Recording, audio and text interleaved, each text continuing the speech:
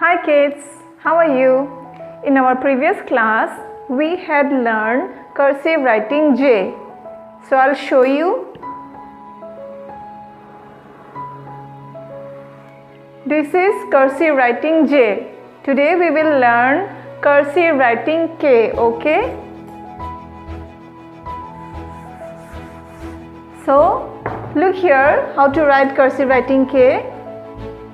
First, pull like this, then pull it down, then from here bring it like this to the middle of the line, then pull it like this.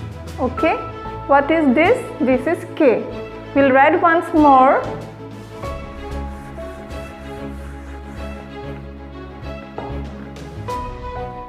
Pull it up, then down and slightly this way, then from up we'll pull it like this in the middle of the line and we'll do like this again. Okay, what is this? This is K. Thank you, bye bye.